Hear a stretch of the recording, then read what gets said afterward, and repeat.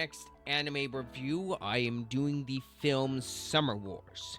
This film is directed by Mamoru Hosoda, and it is animated by Studio Madhouse, and it is rated PG-13. Now, as far as Mamoru Hosoda's catalog of films go, this is definitely up there with the likes of Belle, The Girl Who Leapt Through Time, and of course, Wolf Children. Now, in my personal opinion, Mamoru Hosoda has not directed a single bad film.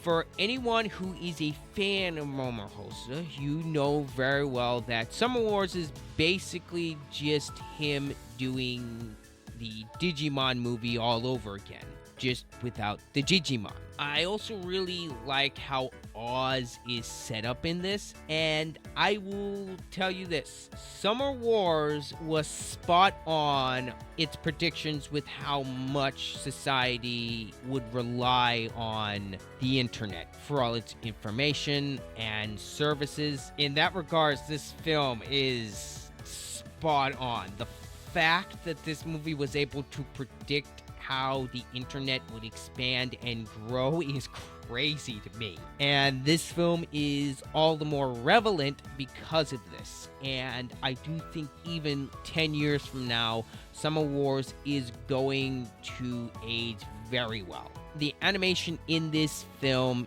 when it comes to the hand-drawn animation, has aged very well. One of the few nitpicks that I have with this film is some of the CGI that they use for Oz has not aged all that well. It's passable, it's not horrendous looking. That is one of the parts of this movie that does show its age. And some of the writing and some of the tropes that he uses does show some of its age, but with how good this movie's writing is, I am willing to forgive those aspects because this movie has aged wonderfully. If you have not watched this film, it is a high recommendation. Everything from the writing to the animation to the music, it all is fantastic. And it's not really connected to any of Mamoru Hosoda's other work other than it basically being the Digimon movie again. With that aside,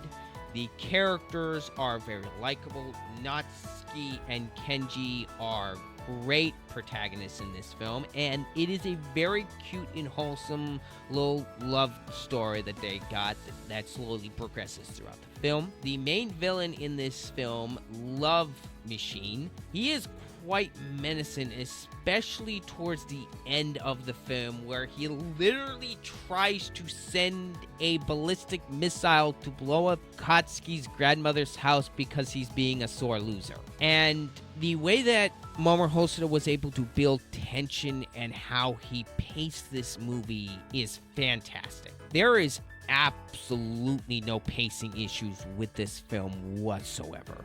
There are no scenes that drag on too long, and every scene I feel is appropriate length. And there's really no awkward scenes in this movie either. And this movie is great for families, and it is a perfect watch if you just want to enjoy yourself. And if you have seen this movie, it is definitely worth a rewatch.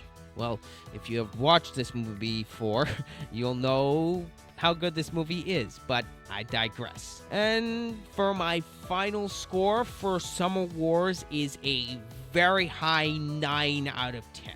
If it wasn't for some of the tropes that this movie relies on and some of the CGI aging, I could have easily rated this movie a 10.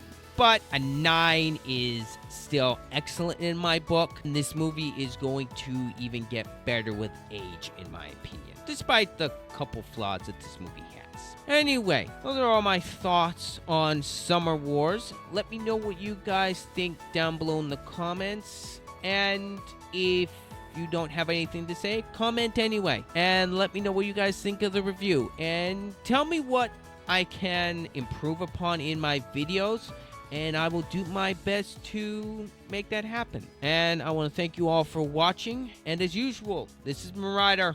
I'm out.